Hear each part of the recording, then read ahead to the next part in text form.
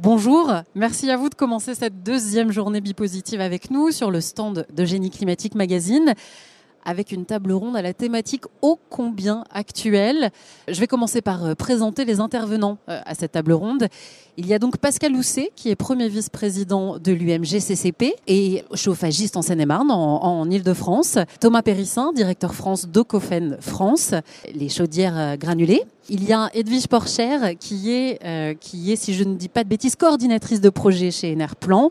Et puis Yves Champagnol, responsable distribution des comptoirs Hitachi. Donc vous représentez la fameuse pompe à chaleur dont on entend beaucoup parler ces derniers temps. Alors justement, on va refaire un petit peu l'histoire. En novembre 2018, vous vous souvenez, Édouard Philippe annonce la fin du fioul d'ici 10 ans. Ensuite, il y a eu la fameuse PPE, des objectifs assez précis. Et dernièrement, François de Rugy a même annoncé le remplacement de 600 000 chaudières fioul et gaz vétuste, 600 000 chaudières en 2 ans.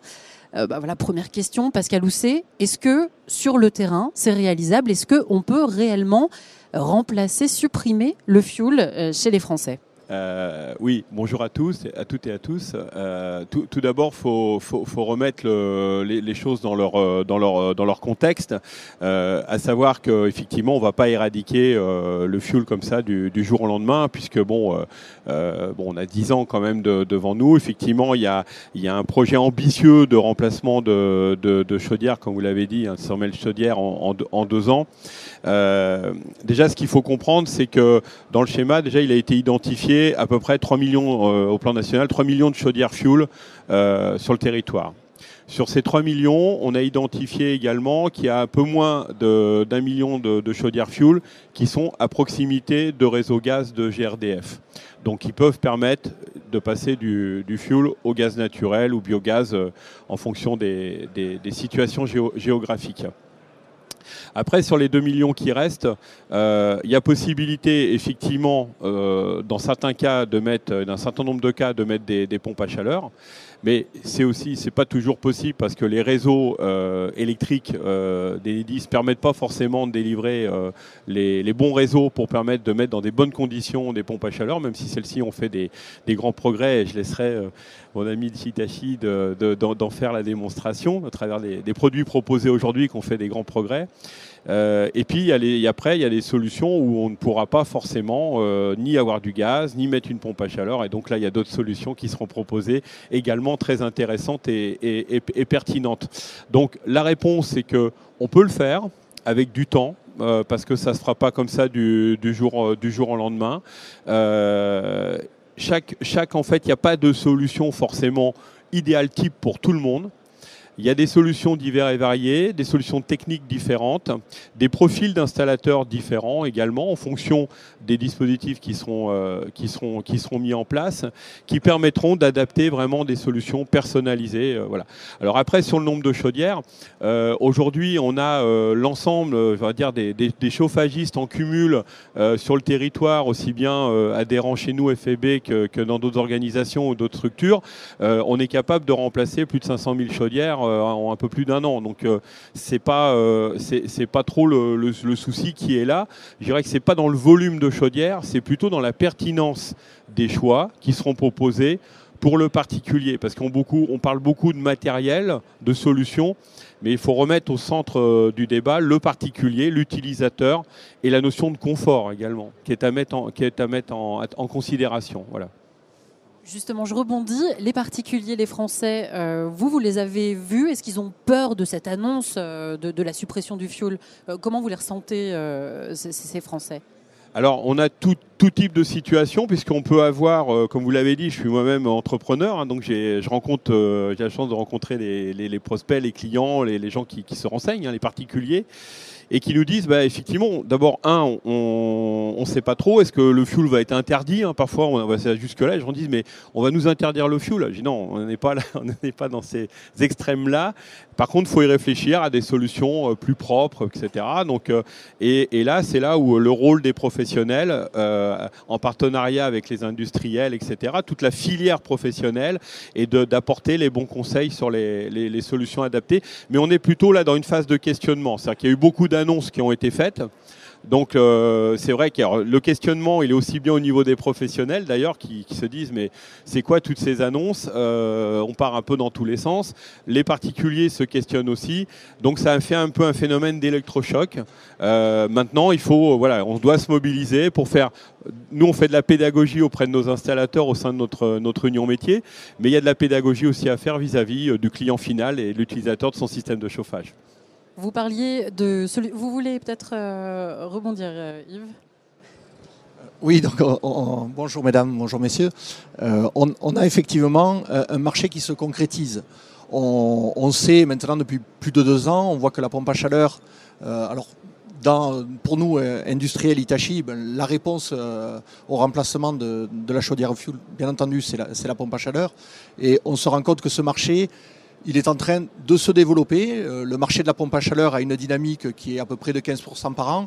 La rénovation, en 2018, a été déjà assez importante, peut-être autour de plus 50. Donc, le marché est en train un peu de se structurer. Les industriels, nous, notre responsabilité, c'est d'avoir des produits déjà qui apportent les rendements souhaités. Donc on développe des machines qui permettent de remplacer une chaudière fuel qui produit de l'eau à haute température, de faire du 80 degrés, d'avoir des machines qui consomment peu pour être possible à adapter sur un réseau électrique qui n'a pas beaucoup de puissance. Donc ce genre de choses, l'industriel, c'est sa responsabilité. La responsabilité au-delà de ça, c'est d'avoir un réseau qui soit un réseau, une chaîne qualitative de l'industriel à la distribution, l'installateur jusqu'au client final, avant-vente et après-vente. Et là, le coup de boost, il a plutôt tendance à poser beaucoup de questions. La tendance positive, elle y était déjà. On était déjà dans cette tendance d'accompagnement. Et quand il y a une accélération trop forte, on l'a connu, on a connu 2003 avec la canicule, on a connu 2007 avec des crédits d'impôt qui étaient très élevés. Il peut y avoir dans ces périodes-là une chaîne de qualité qui va un peu se dégrader. Notre responsabilité, c'est d'accompagner cette croissance. On a des obligations de performance, de rendu à la fin. C'est un investissement plus ou moins important.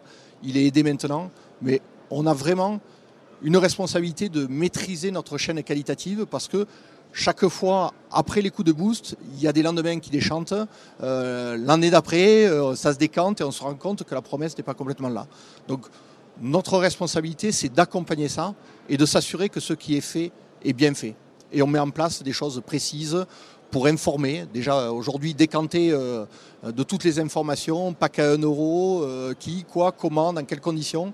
Donc déjà, une des premières étapes, c'est d'informer notre profession, l'installateur, qui est le communicant auprès du particulier, pour lui donner des outils, pour expliquer le contexte dans lequel on est. Et puis, les enjeux, on parle de... en rythme de croisière, 300 000 packs à changer par an, c'est à peu près 6 fois les quantités d'aujourd'hui. Donc personne ne peut dire que ce marché va se développer de façon structurée quand on a une promesse de multiplication par 6. Voilà, nous, on est un industriel qui a une usine en Europe, à Barcelone, multiplier les quantités par 6, non, ce n'est pas possible comme ça. Donc il y a un accompagnement qui devrait être fait. C'est un travail de réflexion et le marché est là déjà, continue à se développer. Tout à l'heure, Pascal, vous parliez d'autres solutions comme le bois, solution qui peut être considérée la plus naturelle, en tout cas le granulé pour remplacer le fioul. Thomas Périssin, comment les chaudières granulées peuvent réussir à s'implanter, à gagner en part de marché avec cette suppression du fioul ? Alors, merci de cette question. Bonjour à tous. Je reviens juste sur la question initiale, sur la sortie du fioul. On était dans une sortie naturelle du fioul puisqu'il y a un taux de sortie d'environ 5% par an. Donc la pente de sortie, elle était là. Et notre marché principal à nous, dans les chaudières automatiques au bois, c'est du remplacement de chaudières fioul et de chaudières gaz propane. Donc c'est notre marché naturel, dans lequel on représente une toute petite niche qu'on construit solidement depuis 15 ans avec des professionnels qu'on forme et qu'on accompagne. Donc on est déjà inscrit dans cette démarche-là. Après, on apparaît un peu comme la troisième roue du carrosse, parce que visiblement, si vous êtes proche du réseau gaz, vous allez passer du fioul au gaz. Si vous avez un réseau électrique satisfaisant, vous allez passer du fioul à la PAC. Et si vraiment vous n'avez aucune de ces deux solutions, vous allez mettre la bonne solution renouvelable du bois local, parce que vous ne pouvez pas faire autrement. Ça nous va peut-être comme solution, parce que dans un marché de 600 000 chaudières nouveaux à renouveler, dans lequel moi je ne crois pas du tout que ce soit possible de le faire, parce qu'aujourd'hui, la pose des équipements annuels, c'est environ 600 000 en comptant les chaudières gaz murales dans les immeubles. Donc il va falloir aller former quelques chauffagistes et il me semble que vous avez du mal à recruter. Donc voilà, je ne pense pas du tout que ce soit réaliste, je ne pense pas du tout que ce soit faisable. En revanche, ça crée... nous, on était aussi dans un marché enfin en croissance, on a subi aussi des hauts, des bas, mais globalement un marché qui se structure et qui est en croissance. Et là, les conditions d'aide sont très favorables, c'est clair, et probablement beaucoup trop. Et crée une situation, à mon avis, on en parlait en échangeant avant la table ronde, qui crée plutôt un chaos dans la tête des personnes qui aujourd'hui se posent des questions en disant mais j'entends des messages tellement contradictoires sur les choix énergétiques que est-ce que je réponds au dernier qui rentre et je signe ou à celui qui me fait la promesse à 1 euro? Je ne sais pas, je trouve pas ça rassurant et pas du tout construit comme démarche. Voilà, on a essayé d'inscrire une démarche. Nous, on n'a pas autant d'installateurs. Nous, il y a 2700 installateurs Calibois haut. Donc, je ne sais pas si on dit qu'ils en font 10 par an chacun. Voilà, si on faisait 25 000 chaudières dans une très bonne année, ce serait notre participation raisonnable et intéressante et je pense structurée avec des clients satisfaits à cette bascule du fuel vers des solutions renouvelables. Je crois que les objectifs PPE, c'est passer de 7 à 9,5 millions de logements chauffés au bois, non, c'est ça? Alors c'est un doublement, il n'est pas très clair parce que c'est un doublement de la part du bois, enfin de la participation du bois en termes d'énergie renouvelable. Et c'est de passer de 5 à 7 millions sur le domestique avec des consommations constantes puisqu'on passe globalement de la bûche mal brûlée à soit de la bûche bien brûlée, soit des combustibles type granulés bois déchiqueté dans des meilleures conditions. Donc en gros, à consommation constante, de faire x1,5, x2 sur les ménages. Mais en général, sur ces gros chiffres, on parle plutôt des poêles que des chaudières. Vous n'êtes pas pour la chaudière granulée à 1 euro? Non. Je pense qu'on a des aides qui permettent de soutenir de manière intéressante cette solution, qu'on est sur un combustible économique et qu'il faut que le choix de la bonne solution soit laissé à l'artisan qui va être à l'écoute du besoin chez son prospect, qui va voir la solution adaptée, qui va entendre à quoi le client est sensible pour lui apporter la bonne solution. Et je pense que lui promettre quelque chose qui ne coûte rien, c'est une fausse promesse et c'est probablement pas l'aider dans le choix raisonnable et la prise de recul pour choisir la bonne solution. Il y a une solution à laquelle on pense peut-être pas forcément, c'est le solaire thermique. Edwige Porcher, alors que je crois qu'Enerplan a fait un baromètre avec Opinionway et les Français étaient à 89% favorables pour le développement du solaire thermique. Et pourtant, le marché est quand même de plus en plus sinistré. Je crois qu'il y a une perte de 4% en 2018 selon les chiffres Uniclimat. Comment le solaire thermique peut réussir à s'imposer, peut réussir à sortir la tête de l'eau avec ce remplacement du fioul? Alors, bonjour à tous déjà. Oui, alors en fait, donc ces chiffres, il faut les... Pardon. Oui. Ces chiffres, il faut les détailler. On a effectivement une baisse qui continue sur les saisies, donc les chauffe-eau solaires individuels. Par contre, en ce qui concerne les SSC, on a une augmentation en nombre d'unités installées. La baisse, elle est en mètres carrés. Et sur le collectif, on a en fait 4% d'augmentation. Donc le marché se stabilise. En ce qui concerne le SSC, ça s'explique par le fait en fait que il y a du renouvellement aujourd'hui. Donc il faut savoir que le solaire thermique, les panneaux solaires ont une durée de vie de 30-40 ans. Donc quand on renouvelle un SSC ou un CESI, on n'a pas forcément besoin de changer les panneaux. Donc on renouvelle uniquement voilà. Donc le marché n'est pas forcément aujourd'hui on sent un frémissement. Voilà. Après, en ce qui concerne le rôle à jouer du solaire, tout à l'heure on parlait du bois qui est la 3e roue du carrosse. Nous, on doit être la 4e roue de secours.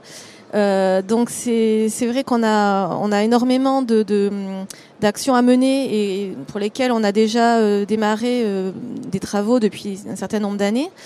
On s'est trouvé finalement nous dans la situation qui était décrite tout à l'heure par Donc Voilà, par rapport aux pompes à chaleur, puisque nous on a connu la période un petit peu d'euphorie où tout le monde voulait faire du solaire thermique avec le crédit d'impôt, etc.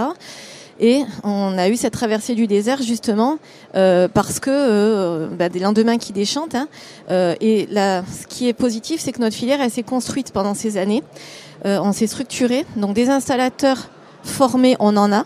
Aujourd'hui, ils ne sont pas tous qualifiés parce qu'ils ont perdu leur qualification parce qu'ils n'avaient pas de marché, mais ils sont là. Le vivier existe. On a Donc la filière, elle est prête. On a des fabricants français qui ont résisté. Franchement, on peut les vraiment que être admiratif parce que certains malheureusement ont disparu, mais ils ont continué à se battre, à se structurer, à innover pour justement apporter des solutions techniques pour réduire les coûts, pour avoir des produits qui soient plus performants, moins chers. Les installateurs se sont qualifiés. On a mis en œuvre tout un tas de bonnes pratiques pour faire en sorte que les installations soient bien installées. Et quand on regarde les audits qui sont menés par Qualitionnaire sur 14 000, je crois, installations, on est dans 92%, je crois, je ne vais pas dire de bêtises, mais c'est d'installations qui sont bonnes, à très bonnes. Et on est vraiment dans des systèmes qui sont aujourd'hui fiables, d'une durée de vie qui est avérée. Donc la carte à jouer, elle est à la fois aussi dans le fait qu'on répond à ces craintes, c'est-à-dire qu'on va lisser les problèmes de potentiel d'avoir trop de packs sur le réseau électrique. On a l'industrie qui est là, les installateurs qui sont là, et on a une énergie qui est là tous les jours, qui est sur place, qui n'a pas de contraintes d'approvisionnement. Et c'est aussi la seule énergie qui connaît son coût sur le long terme, sur la durée de vie du produit. On connaît le prix d'achat, on connaît le coût de maintenance, et c'est tout. On n'a pas de variation possible du prix du soleil puisqu'il est gratuit. Donc, pourquoi se priver de cette énergie aujourd'hui ? Est-ce que vous souffrez d'un manque d'accompagnement des politiques publiques ? Je pense qu'on manque de visibilité, d'information. Au niveau des EIE, ça on l'a clairement identifié. L'année dernière, on a eu le groupe de travail ministériel qui était mené par le secrétaire d'État Le Cornu. On a demandé notamment un accompagnement au niveau des EIE, donc pour que les particuliers soient mis au courant, puisqu'on a identifié que certaines EIE, justement, n'étaient pas forcément formées, n'avaient pas une connaissance assez forte du solaire thermique. Et donc, on est en train aujourd'hui avec l'ADEME de mettre en place un programme de formation pour que les EIE soient une meilleure connaissance du solaire thermique. Donc, il faudrait également, certainement, qu'il y ait une meilleure communication au niveau des particuliers pour que cette énergie soit mieux connue. Oui. Oui, merci. Par rapport au solaire, et là, ça rejoint notre activité dans on va dire les 10 dernières années avec le BBC 2005 et la RT 2012. Le marché du neuf a mis une pression énorme sur la production de chaudes sanitaires avec des exigences à atteindre qui n'étaient pas possibles avec du chauffe-eau électrique. Et du coup, les industriels ont développé différentes solutions. Les industriels qui utilisent la compression comme technologie, c'est venu avec les ballons thermodynamiques et du coup vraiment ça a impacté parce qu'on a été un concurrent terrible. On a développé des solutions pour le neuf qui du coup existant sur le marché ont pu être proposées dans le neuf et la rénovation. Et ça a eu un impact. Aujourd'hui, les ballons thermodynamiques, ils s'en vendent plus dans la rénovation que dans le neuf. Mais il y a eu un impact très important. Et ensuite, toujours, on est en recherche de proposer des nouvelles solutions. Il y a eu la pompe à chaleur qui est devenue pompe à chaleur combi avec la production de chaudes sanitaires et qui bénéficie là aussi des coefficients de performance. On parle autour de 3. Donc avec le taux de couverture du solaire, on est dans des coûts de consommation similaires. Et maintenant, on va même plus loin. Même sur les systèmes RR, on ajoute des solutions combi ou sur un multi, on peut aussi mettre un ballon thermodynamique. Donc ça apporte une solution. Et en fait, quand on regarde le bâtiment, la maison neuve et même la maison en rénovation, aujourd'hui, il y a une approche globale de la maison, de ses consommations. On parle de photovoltaïque. Il se trouve que la solution la plus facile de stockage d'énergie dans une maison, c'est l'eau chaude sanitaire. Donc cette énergie potentiellement produite, elle va être stockée dans l'eau chaude sanitaire. Donc on arrive à des COP assez importants sur la production en thermodynamique et en plus c'est une source de stockage. Donc ça apporte une attractivité très forte et quand on va être en solution, en réflexion de rénovation complète d'une maison, on parle de la chaudière fuel, mais il y a quand même une grande précarité énergétique aussi avec des maisons en tout électrique. Donc tout cet aspect-là de rénovation, les industriels, on apporte de plus en plus de solutions et c'est vraiment un concurrent en termes de solutions techniques. Oui, alors justement sur la rénovation, il faut préciser que le chauffe-eau thermodynamique, il a bénéficié d'une question de plafonnement en fait aussi. Nous, en tant que syndicat donc de l'énergie solaire, on a demandé pour éviter l'éco-délinquance que le solaire thermique soit plafonné au niveau du crédit d'impôt. Et par contre, ça n'a pas été le cas du chauffe-eau thermodynamique. Et donc, malheureusement, ça a donné lieu à des abus. On trouvait des chauffe-eau thermodynamiques vendus à 8, 10, 12 000 euros avec en cadeau le kit photovoltaïque pour bénéficier du crédit d'impôt. Donc ça a énormément fait tort aux chauffe-eau solaires. Et d'autre part, il faut préciser donc pour la combinaison photovoltaïque plus chauffe-eau thermodynamique, il faut à peu près 3 fois plus de surface en photovoltaïque pour produire le même nombre de kilowattheures qu'un chauffe-eau. Et donc, nous, on représente à la fois le photovoltaïque et le thermique. Et vraiment, pourquoi on a un besoin de chaleur, répondons à ce besoin de chaleur avec de la production de chaleur et répondons à un besoin d'électricité par de la production d'électricité verte. Donc, c'est la logique dans laquelle on est. Donc, un chauffe-eau solaire avec un appoint électrique, c'est aussi une réponse pour un remplacement d'un cumulus électrique. Donc voilà, je voulais justement préciser ça par rapport au crédit d'impôt et au chauffe-eau solaire. Aujourd'hui, il est plafonné. Oui, grâce à nous.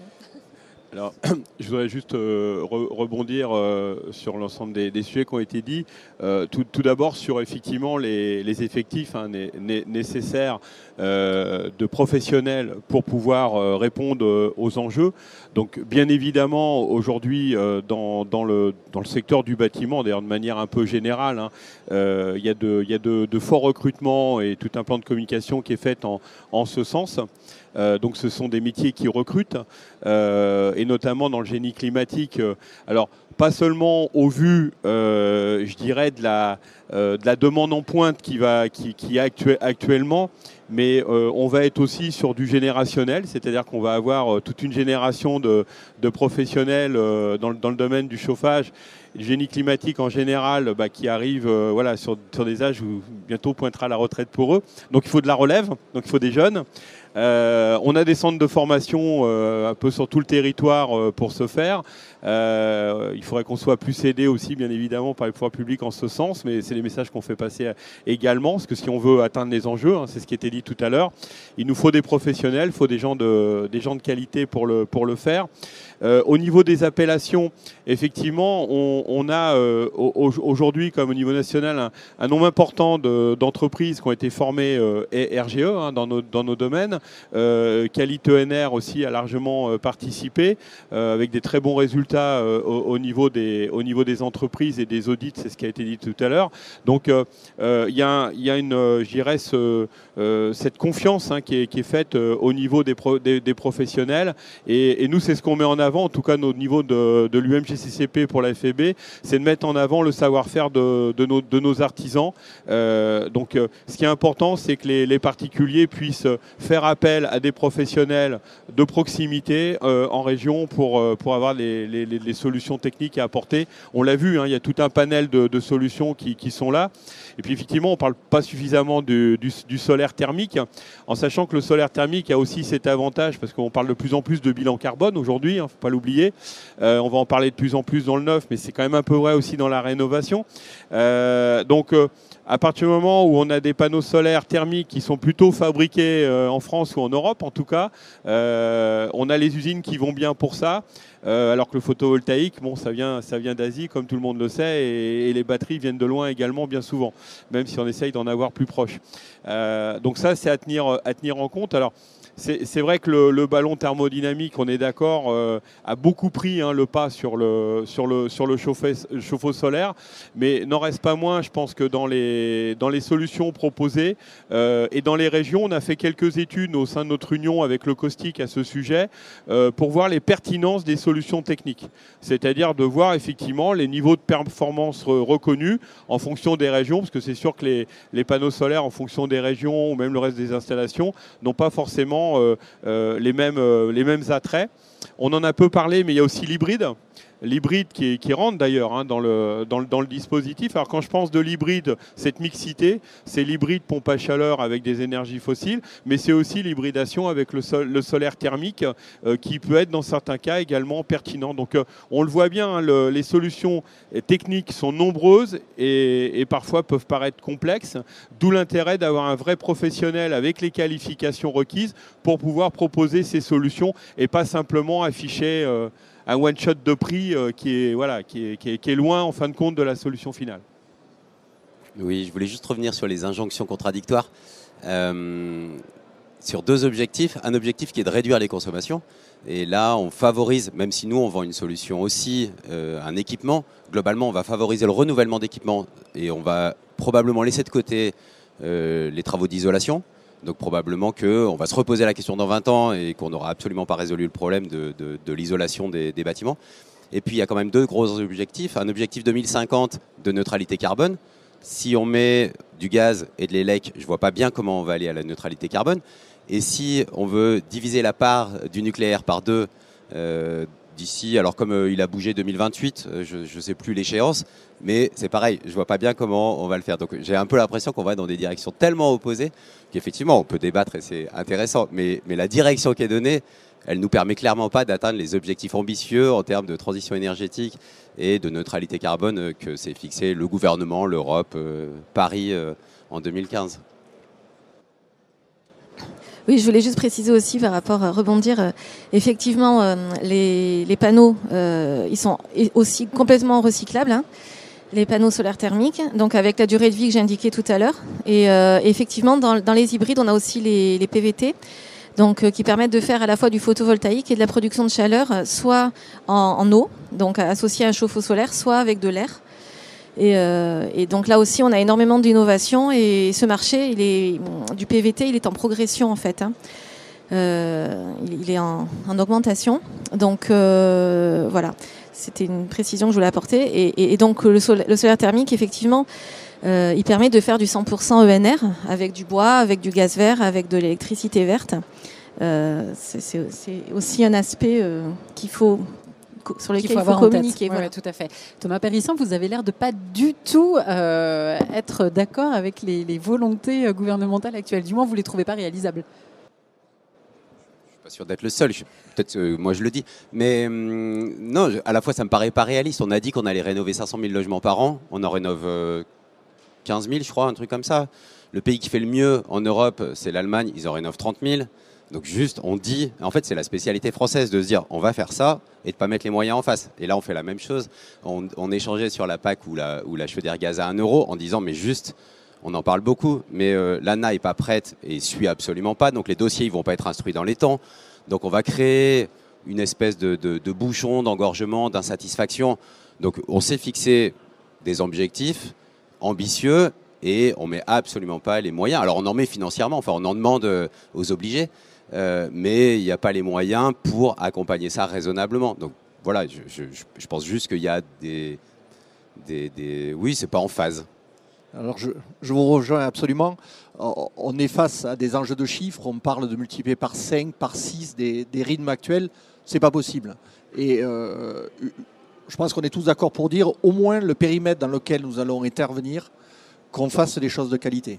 Si on veut qu'il y ait le moins de gens floués possible, il faut qu'on entoure nos filières. On a parlé des installateurs. Clairement, ce sont les premiers prescripteurs auprès de l'installateur. Ces installateurs, il faut les former. Il faut que la distribution porte sa vraie responsabilité. La distribution, c'est un relais du fabricant en proximité. Elle doit être capable de former, elle doit avoir du stock, elle doit être porteuse de valeur ajoutée. Nous, on a fait le choix d'une distribution exclusive vraiment pour porter ça, mais on sait très bien que les quantités qui sont face à nous, c'est pas possible. Donc, déjà, commençons à s'assurer de sa filière de qualité. Si on voit ici, il y aura peut-être 15, 20 marques de pompes à chaleur qui vont être sur le marché, avec des installateurs qui seront peut-être formés sur une, sur deux, mais peut-être pas sur ceux qui vont être amenés à poser.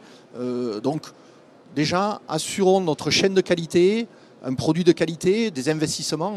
Hitachi va investir à peu près 20 millions d'euros dans les 3 années à venir au niveau de notre usine à Barcelone, mais ça ne suffit pas. Il faut avoir un réseau de distribution qui soit solide pour accompagner les installateurs, former les installateurs ensuite à la maintenance, parce que si on parle d'une pompe à chaleur, c'est un produit qui doit être maintenu. Donc tout ça, il faut arriver à le maîtriser. Et x6 sur une période de 2, 3, 4 ans, c'est impossible. Donc effectivement, on n'y arrivera pas. Et ce que je souhaite, c'est que toutes les solutions ont une pérennité. Il y a différents cas qui se présentent, que dans tous les cas, on produise des choses de qualité. Donc on maîtrise nos réseaux de distribution au sens large pour s'assurer d'avoir un produit défini, dimensionné correctement, bien posé et entretenu. Et souvent, ce qui peut faire du tort à des solutions, ça a été aussi le cas de l'eau chaude sanitaire. Il faut la qualité de l'eau, il faut qu'elle soit entretenue. Le glycol, il faut le maîtriser. C'est pareil pour la pompe à chaleur. Une pompe à chaleur, elle doit être bien installée. En rénovation, c'est pas facile. Tous les cas sont différents. Donc ça demande de l'expertise. On ne multiplie pas un marché en 5 ans, 5 fois en 2 ou 3 ans. On ne va pas multiplier l'expertise. L'expertise, on l'a acquise en plus de 10 ans de travail. On a construit un réseau d'installateurs qui maîtrisent ce produit. La génération spontanée, ça n'existe pas. Donc oui, on a des besoins de travailler l'attractivité de notre métier auprès des gens plus jeunes. C'est les travaux qu'on fait auprès des écoles. On a un métier qui est porteur de promesses d'embauche, mais énormes. Chaque fois qu'on parle d'embauche, c'est non, c'est pas possible, on n'y arrive pas, on ne trouve pas les gens. Ça fait mal au ventre de dire toujours ça. Ça fait 20 ans que je suis dans ce métier, ça fait 20 ans qu'on passe 1 an, des fois 2 ans, à trouver un collaborateur. Donc, travaillons chacun nos chaînes de qualité, parce que les perspectives sont effectivement un peu grosses. Les éléments de communication, la PAC d'€1, ça rajoute un peu, mais c'est une part, ça concerne des gens qui peuvent sortir avec ça de la précarité. Ils n'en sortiront pas rapidement parce que ça va faire effectivement un trou noir, mais assurons notre chaîne de qualité. C'est vraiment, quelles que soient les solutions, nous en tout cas on va travailler à ça, parce que les lendemains qui les chantent, on a connu 2007 et de la non-qualité derrière, donc on va s'affranchir de ça. Les fameux éco-délinquants, les margoulins et tout ça. Je vous remercie. Peut-être des questions dans la salle? Oui. 2 petites questions pour Okofen. Tout d'abord sur la production d'ECS, on en parlait. Est-ce que c'est pertinent de faire tourner une chaudière toute l'année, ou est-ce qu'on sépare la production d'ECS, en particulier dans du logement, sur une production biomasse? Et deuxième point sur le combustible. Comment vous voyez l'avenir du granulé, qui est quand même un produit transformé, dont aujourd'hui il est transformé par des industriels. Comment vous voyez ça à long terme sur l'évolution du prix et de la fourniture de granulés? Merci. Je vois l'avenir en vert. Sur la production de chaudes sanitaires, il n'y a pas de réponse unique. On travaille pas mal. C'est étonnant parce qu'on est dans des solutions plutôt un peu plus chères que la moyenne, et pour autant on a beaucoup de solutions couplées avec du solaire thermique. Donc on a cette possibilité-là. Et ce n'est pas du tout un problème technique d'assurer la production de chaudes sanitaires avec la chaudière seule. Donc c'est plutôt une recommandation pour nous de dire faites le chaude sanitaire. Si une fois que vous avez la chaudière, il n'y a pas de raison de ne pas le faire. Sur la production de granulés, on a 2 marchés qui se croisent. Pour la première année, en tout cas moi depuis 15 ans que je vends des chaudières à granulés, pour la première année on va vendre plus de chaudières à granulés que de chaudières bûches cette année, le marché français. Et globalement, une chaudière à granulés, c'est sur un cycle réel peut-être 85% de rendement, là où une chaudière bûche installée il y a quelques dizaines d'années, c'était plutôt 40% quand tout va bien. Donc finalement, on est quand même sur une bascule où à chaque fois qu'on enlève une chaudière bûche, si je le dis brutalement, et qu'on la remplace par une chaudière bûche neuve ou par une chaudière granulée, on peut en mettre deux. Et c'est un peu la même chose sur les poêles, où globalement, l'usage des poêles, c'est quand même pas un usage très vertueux du bois. Encore une fois, je replace sur des poêles d'il y a une quinzaine d'années. Donc on a une forme de bois qui se libère, qui est la bûche, puisque c'est une consommation qui est globalement en baisse. Donc une partie sera valorisée à nouveau dans de la bûche, mieux consommée, une partie dans du granulé. Aujourd'hui, on a la particularité en France d'être un des seuls pays qui a réussi à avoir une croissance maîtrisée à la fois de la filière granulée en termes de poêles et de chaudières, donc de vente d'équipements et de production. Et on est un marché qui est à l'équilibre depuis 15 ans. Donc on doit être à 1,5 million à peu près de tonnes produites et consommées. Et les industriels se sont adaptés à chaque fois, se sont équipés. C'est globalement des scieurs. C'est l'autre particularité, l'autre mouvement important qu'il y a dans le bois, dans les connexes de bois, c'est qu'il y a quasiment plus de papeterie en France. Donc le granulé est quand même arrivé comme une solution aussi pour les scieurs, pour leur permettre de garder leur équilibre économique. Il y a une partie des scieurs qui n'auraient pas survécu sans les unités de granulation. Donc la majorité aujourd'hui sont intégrées. Donc ils ne vendent pas la sciure à l'extérieur comme ils l'ont fait pendant 50 ans. Ils la valorisent en local et quasiment tous les gros scieurs aujourd'hui se sont équipés. Donc on est sur un marché qui s'équilibre chaque année avec des capacités de production qui restent importantes en France et dans d'autres pays. Et je pense que sur le granulé de bois, ça a été inventé au départ le granulé pour faire du transport. Même si l'énorme bénéfice d'être une énergie bois locale, fondamentalement ça permet de densifier l'énergie et donc de le transporter. Et à l'échelle européenne, on a des pays qui peuvent être des producteurs et d'autres des consommateurs. Des pays scandinaves aujourd'hui sont des producteurs de bois. Donc sur un maillage beaucoup plus proche que sur du pétrole ou du gaz, on peut avoir des productions importantes. Et moi, depuis que j'ai commencé, j'entends qu'on ne peut plus produire de granulés. On est passé de 5000 tonnes en 2002 à 1,5 million aujourd'hui.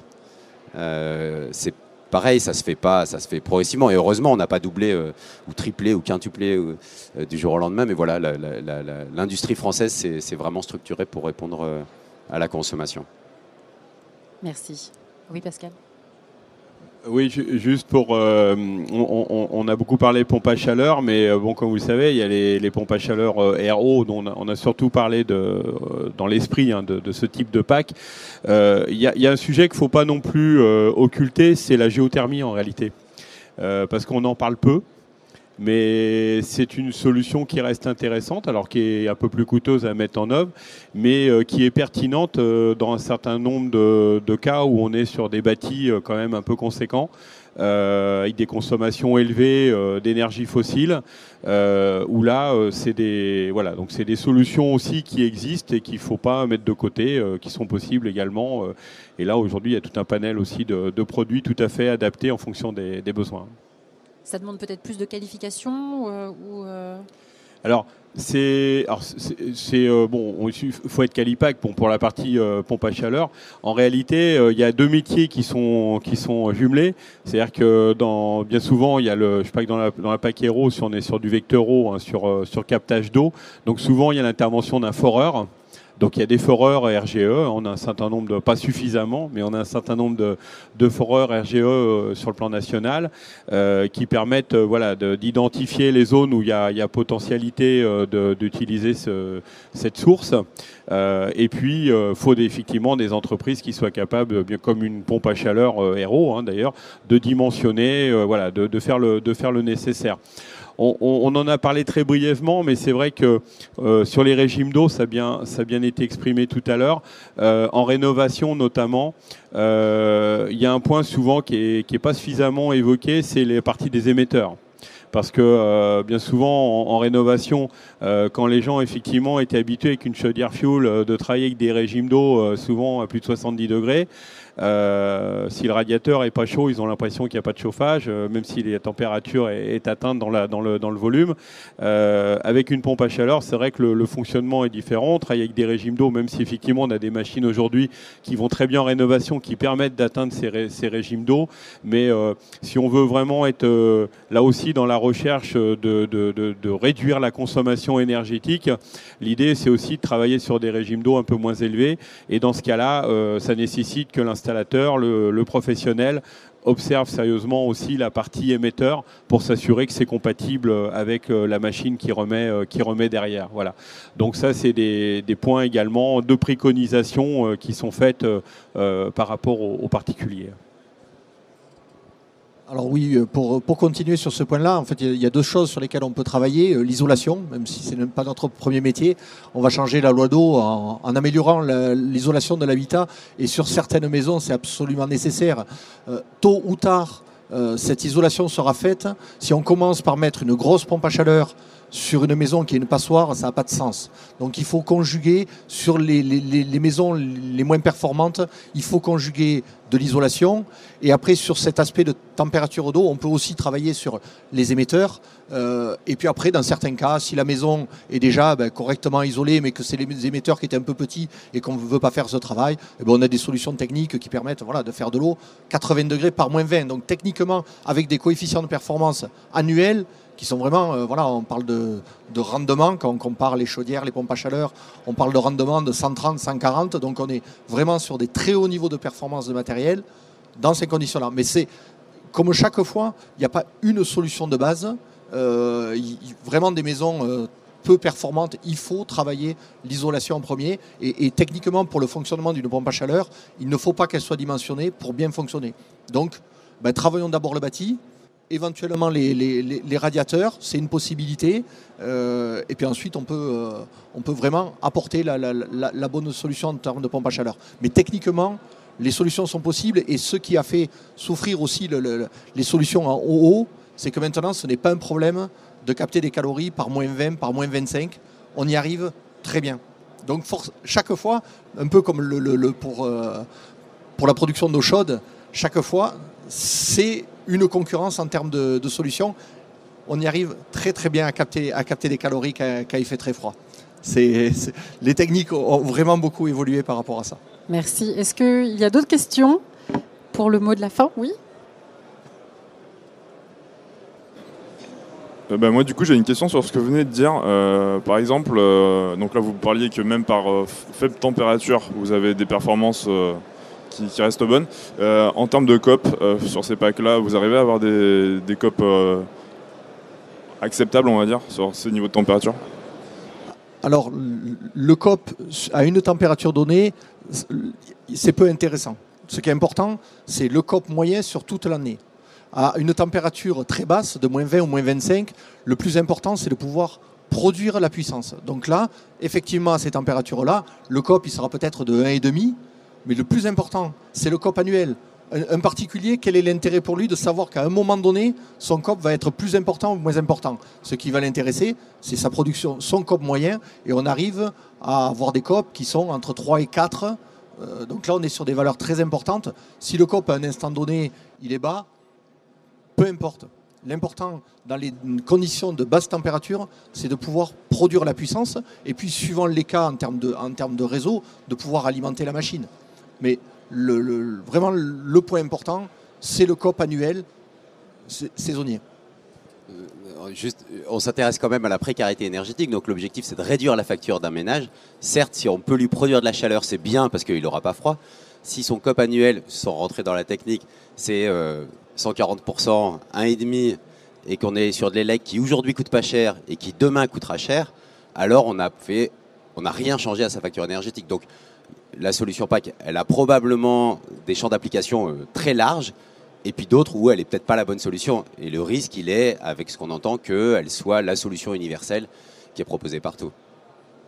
Merci. Dernière question. Je me permets d'intervenir sur les COP parce que j'ai quand même étudié ça en détail, avec notamment des mesures qui ont été faites in situ, commanditées par l'ADEME. D'abord, il y a une grosse différence entre les COP chauffage, avec un réseau qui est réellement à 40 degrés, et des températures extérieures qui ne sont pas en dessous de zéro.